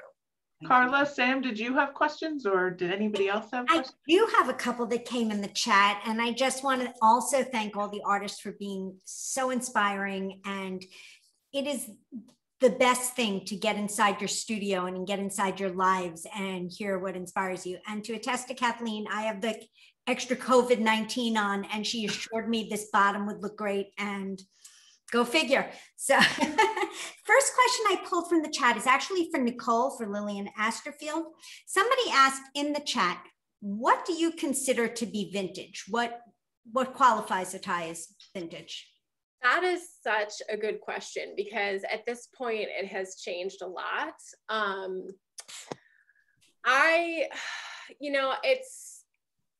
want to say, that's my tears. I want to say like, I consider 80s, 90s vintage. But I also, everything has been pre-loved and has a whole story. So beyond vintage, even though I classify things as vintage, there are a lot of different pieces that will flow in that'll be used or pre-loved. Pre-loved just sounds better than used. That sounds pre-loved sounds a lot better than ancient also. Yeah, pre-loved. So, I tend to find that depending on the designer, that's where like my love for the prints and colors go. And, I'm also very mindful of, the linings are different depending on how, when it comes from, what decade. The silks are different. I mean, they make silks now with like stain resistance and, they feel a lot different. So I'm very mindful when I'm looking at things and I know kind of what era they're from, whether I can work with them or not. But yeah, so 80s and 90s, those are vintage. Yeah, I would love to see your hands as you vet the different ties that come in for the different projects. I know, I really need to do like an overhead like video of like when I'm starting to curate everything together, because that's like kind of a wild process. Thanks so much, Nicole. I think Sam might have a question. Actually, I just saw in the chat that Liz has a question. Liz, did you want to go ahead? Yeah, I was actually the person who asked about what she did about ties, because I had a husband who wore in the 80s and in the 90s and some Jerry Garcia ties. And we have a lot of ties, and we're going through this whole minimalist stuff and trying to figure out. So, what do we do to get? Do we send them to you? Do you want them? And just to the rest of the artists, if we have costume jewelry, interesting clothing that is really beautiful fabric that you kind of cringe to take to a charity, that is a very good cause, but I took a lot of clothes to Housing Works and they were throwing the stuff on the floor, and I was like, you know, oh my goodness, that's not how you treat fabric, how you treat clothes. So can you give some guidance to those of us who are perhaps segueing into a different life because we were business people and we're not wearing suits anymore, or we don't need to wear suits anymore, but they were all beautiful silk suits, this kind of thing. There are actually a lot of amazing workforce programs for homeless or people that need, that are looking for jobs but don't have the right attire, that are so powerful to be able to offer that type of clothing and ties and menswear, all of it. It can be the difference between somebody getting a job and not getting a job. So that would be my personal suggestion. That's good, except I'm like a size 4 or 6. Got it. You know, can I take that for a second? Because I think this was addressed to all the artists. And one thing that I could see is that artists, from what I know, love communication, and they love being able to talk about their work and setting up. So, I mean, it's a matter of, if you find the artist who you think the fabric is for, probably just sending a picture via email, and the artists, I'm sure, would love to hear from you. Yeah, because and Laura, I absolutely agree with you, Laura, but my clothes have been rejected because I'm too small. Got it. You know, I cry for you. I cry for you and your tiny waist. Every size Reject your rejection. Every size matters. It doesn't matter, you know. I'm kidding. If I interject really quickly, I know that my customers, sometimes we'll find our things at thrift stores and at Poshmark. Poshmark is a great one, but there's all different kinds of programs now that you can do it directly online. And boy, people are just loving those platforms. So it might be worth just researching and popping things up. I know I have friends that go on Poshmark and they'll notify me when something of mine comes up after 20 years. And even I have a really diehard customer that went on Poshmark, bought a few of my pieces because the person who put them up was her coloring, her size, and they had to be adjusted and I had to repair holes and things, but I do that. So, I mean, that's even a great way, you know, if you can't afford one of my original brand new pieces, buy it secondhand. It's fabulous. That's part of the circularity of what we're trying to achieve here, and the length of those, you know, loved items. So another great option.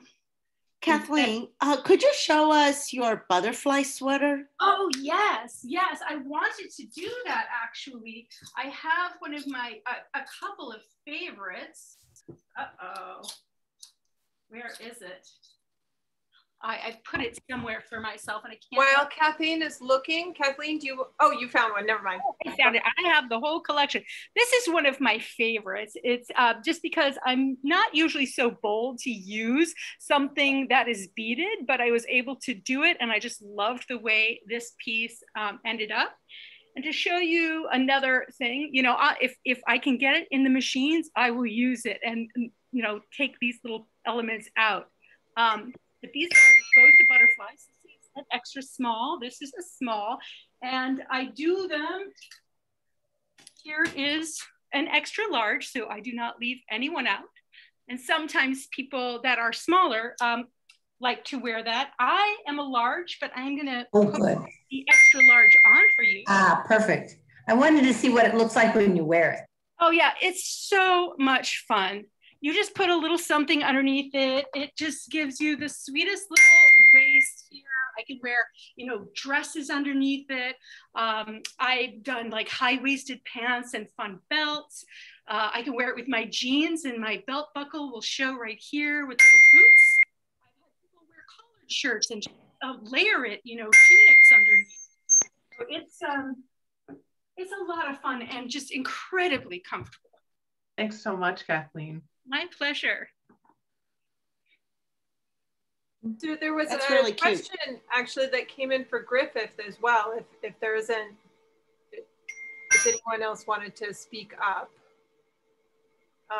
Okay, so I just wanted to ask Griffith, there was a question actually that came in earlier. Oops, there we go. Asking about your process of how you get the wood to bend in these different ways. How are you getting, especially on these delicate pieces like your earrings, where you're getting these such intricate curves? How is that happening?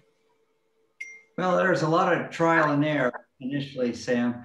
But basically what happens is I saturate the wood in water, and then when the fibers are fully soaked, I steam it. And the steam loosens the lignin, which is kind of like the binder that holds all the wood fibers together. And then it becomes quite pliable, and I bend it around forms. So all of my work has a corresponding form somewhere that you don't see that part. But anyway, that's the basic process. And then it's just a matter of figuring out how thick can you bend something around a given radius. So there's a bit of trial and error there, but that's the upshot of it.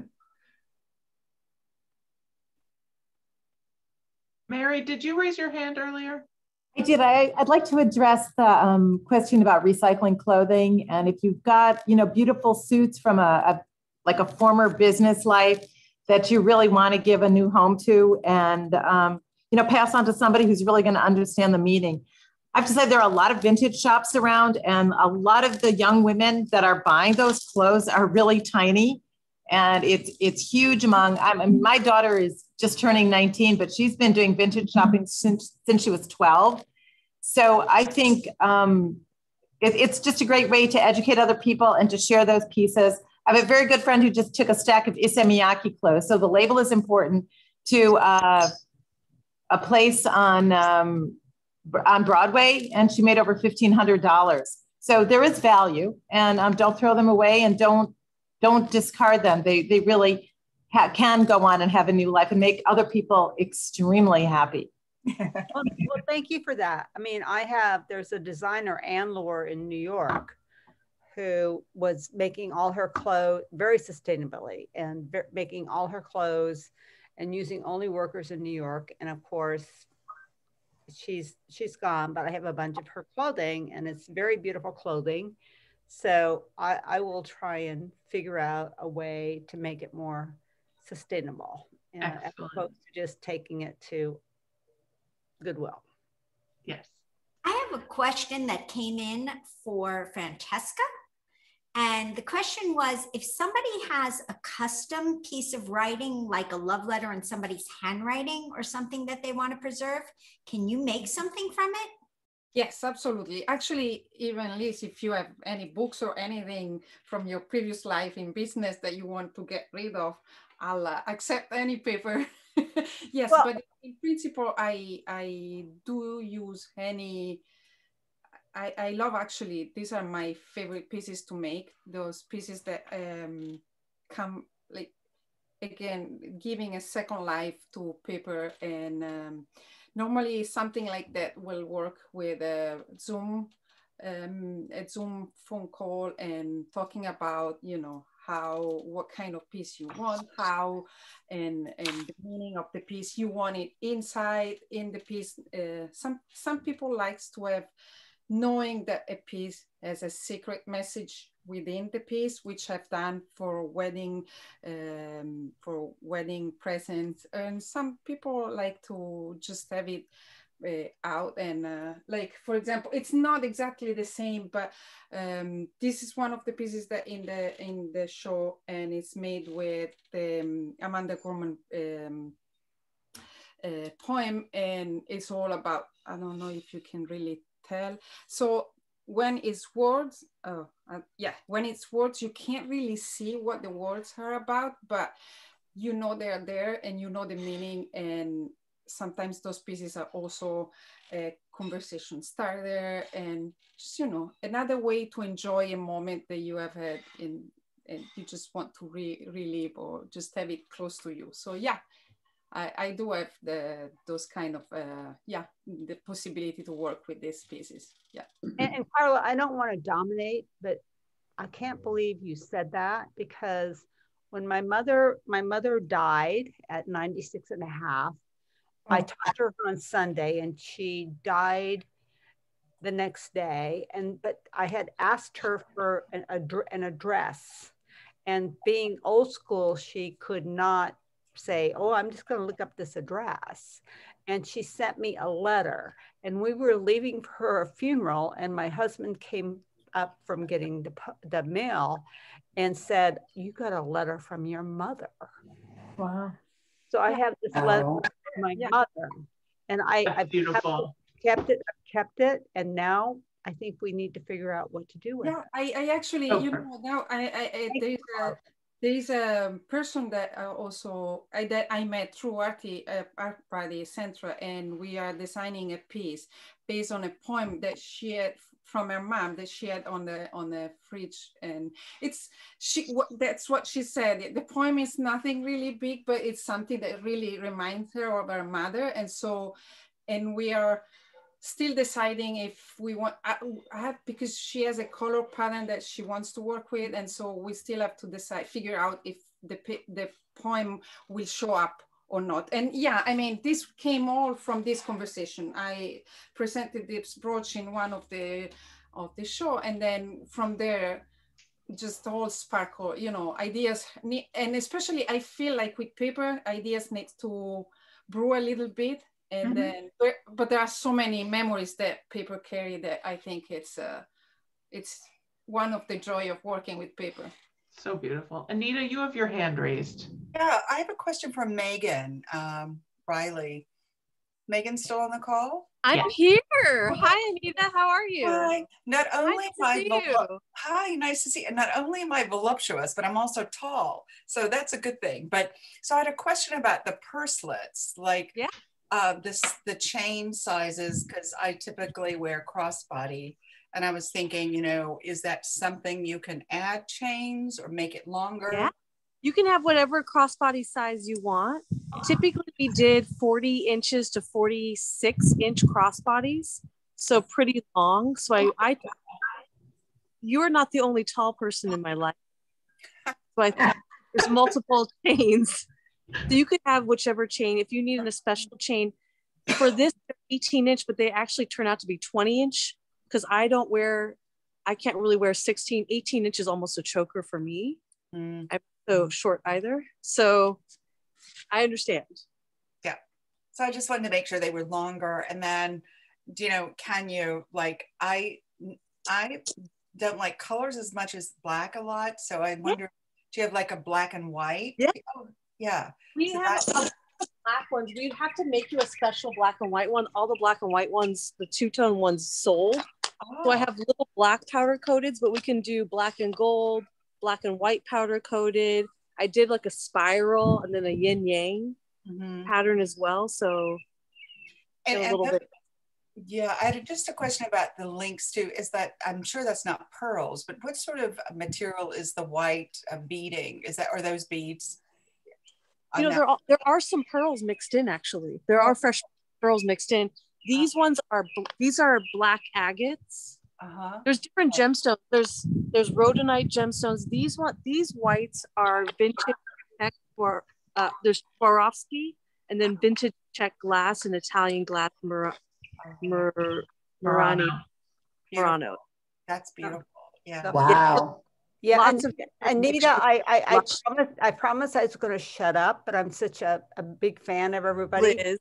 And I have the best bag from Meghan, which is a little bit bigger than this. And I'm sure you could get she could do a really cool, I have a really cool chain, but actually mine's a little bigger. Yours is bigger. Yours fits a phone and some other things. It fits a phone, and it fits credit cards, it fits keys, and it is the coolest thing. And I've gotten more compliments in the world because I wear it out for dining with my ekologic sweater. And oh wow. So, so yeah, so I'm just maybe you want a little more space, though those things are the around the neck are the cutest things in the world. When I was doing conferences and that's what the beauty of a Zoom call can do for Anita and Meghan. Anyway, they can hammer out all those details. The cuter bag is soup. I love that. I love that. I'm not discouraging you, but I'm just saying she's got a little bit bigger bag. Megan. I just need room for my vaccination card and my lipstick. Oh, it's perfect vaccination passport holder. Actually, exactly one for someone's Metro card, a special Metro card holder. Really? For some, so yeah. Megan, this is Peg. Do you want to? You should put up a special order. Do you have a special order option? I will do that, Peg. Yeah. That's a great idea. I'm still. By the way, I'm still uploading things. There's more stuff on there, and you can also. I booked. You can book private consultations with me. I booked them only for the week for the Smithsonian, so you can book them through the Bid Square or on my website. And we can talk about like making you a special thing, or if you need special length crossbody, especially, or different colors. Yeah. Perfect. Thank you. I'll put a special order one up. A couple of special order options on there would be, good idea. Love it. Thank you so much. Brilliant. Carla, did you say you had other questions? Or was that Sam? Somebody had it. Yeah, no, I think that was me, because there was actually for Cecilia of Frittelli and Lockwood, there was actually a question. I tried to sort of answer it in the chat by reading your Bid Square site, but there was a question about the milk fiber that you use for the scarves. I did put up a link to the scarf that you were talking about, but what exactly is that? Can you tell us a little bit more about that? I wish I was more of a scientist, but what I understand is it's a product that is from the casein in waste milk. So we're not taking milk away from baby animals or baby people. It's waste milk. So think, gone bad, sour, whatever. The casein is a protein fiber, and apparently once it's dehydrated, all the liquid's removed, it has a fibrous kind of texture, and that is what is spun together and creates this fiber. And it's super expensive. I mean, I literally had to just buy a couple pounds just for this show because I wanted to make sure it was going to work.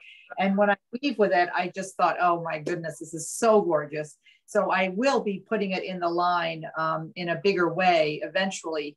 But right now, there's 3 scarves out there, and I will take orders for more if those sell out. But it really is, of course, I can't show you how gorgeous it is virtually, but just try.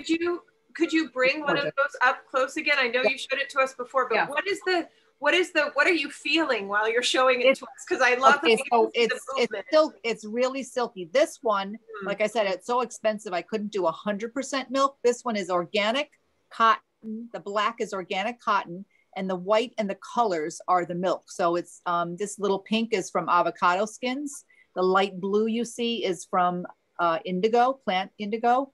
And there's a little silver gray that is from avocado pits. And what else do I have in here? I didn't put the onion one in here, but anyway, that's, it is, I would say it's, a silky kind of hand. So not scratchy, not linen-y, no dryness, a very silky, liquidy kind of hand. Wonderful. Thank you. How does it compare to the bamboo? Very much like the bamboo, but it has a different luster, a little bit lighter weight, a lighter weight feel. Very airy and weightless, but the actual hand is similar to a bamboo. It has that nice silky feel. It's almost like a cold feeling. It's so liquid. Soft and delicious. Let's talk ice cream, maybe. I have a silly question for you, Cecilia. Sure. Do you have a name for your loom? Do you call it anything? I have 5 looms, so yeah, no, we don't. You don't call them like Betsy or JoJo or anything. A lot of times it's like, come on, Nellie, we'll just say that. Come on, Richard's got the big guy in the back, and I use the shawl loom and then another scarf loom, but they are very personal. That's a good question. No, we haven't given them human names, just We'll check in a month. You'll have names for them. Julia, before we move on, because I do have a question for Kim. There is a question that just showed up in the chat right now. Can you show us the candy stripe shawl on? Oh, sure. Real quick. Yeah. Presto changeo here. This is the shawl that I was telling you that it's sewn in the back. So you just slip it on over your neck, over your head. Nice big opening. And then I tell people just shake it out. And once you shake it out, it is there. You know, you can move your arms. You've got a little point in the back, covers up the derriere, and you're free to move and gesticulate if you're Italian like me, or, you know, a meal, or if you're in front of a bunch of people and you need to, you know, be able to use your hands freely. It's a really easy garment to wear. Very flattering. Isn't that pretty? Yeah. I love the colors in this one. Super cute. So I do have a question for Kim. Your layering always amazes me, how you do this layering and yet it's very flat, you know, flattering to the body. It doesn't make anything look bulky. Can you tell us a little more about how you do that on the bottom? Show us a couple of layered pieces that would look really great and not expand the woman's figure. Well, one of the things that I use all the time is I made these belts. They're belts with pockets, and they're basically like a girdle. Like you can put them on top of anything, and it just kind of holds your gut in, for lack of a better word. And then I really work on proportions. Like for this skirt, it's doubled at the top. So anything above here is going to be, it's going to be interfaced and you know, it's made to flatter. Yeah, it's super fabulous. I love that. So and that belt works well over almost anything you do. This belt is amazing. Here's another color I have it in. And they're okay. They can make anything short-waisted, long-waisted. Like here is this outfit with the belt, and here it is without it. So it looks very different. Right. You know, I thought it was a piece of the pants. I thought it was a high-waisted pant. So it really, yeah, basically turns any pant into a high-waisted pant, or any skirt into a high-waisted skirt. And then you get pockets too. Or you put it on like a loose flowy dress. You know, there's some linen-y kind of dresses you can get for the summer. Right. And if you just need a place to put your money, you just throw it on top. It completely changes the dress. I think that's extraordinary. I think it's genius. It's why so many of the artists I've seen here tonight are technical geniuses as well as creative geniuses. It's just thank you, Carla. Engineering. That belt is not in the craft optimism. No, I need to put it. I need to put it in there tonight. I got a little overwhelmed, so I just literally just finished these. So and I didn't want to put it out until I had a decent run of sizes.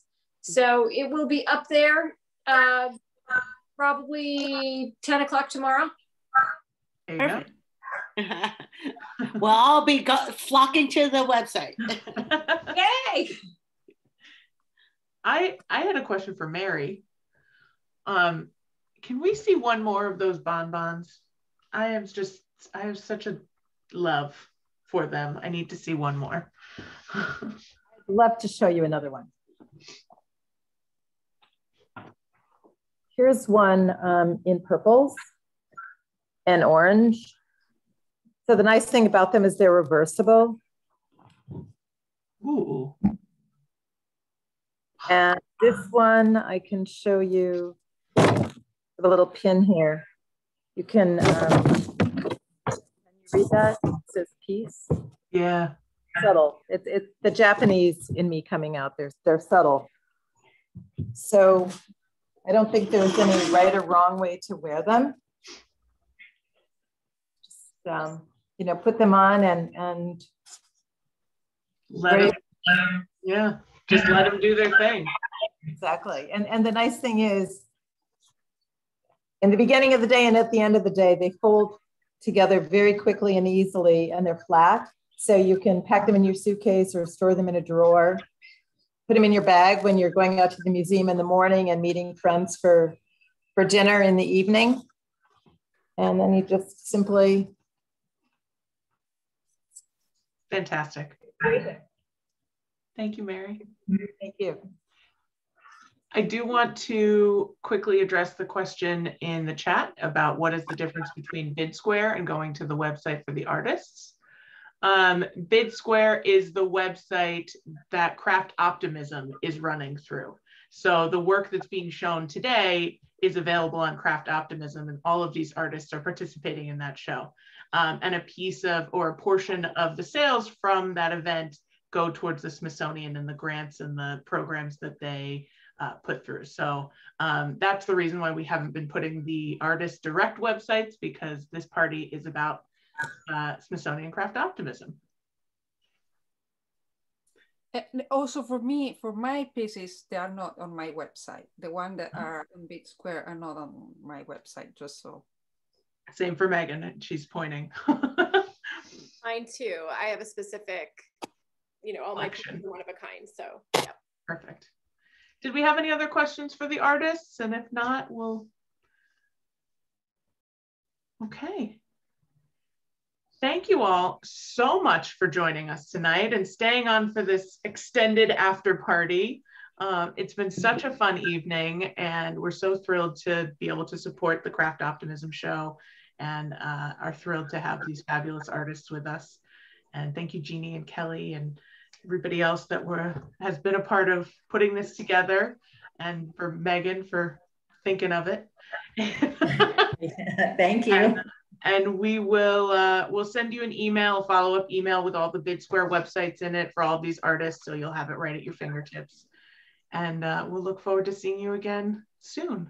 Oh, and you know what, Laura, we're wondering on our marketing team here if there's a chance you can cut these videos of each artist into smaller pieces, and we can post them on you know, on the BidSquare site, because they're so fabulous. I don't know if that's possible, if you can technically. I will do my very best. I thought you might, you know, iMovie or some program will get you.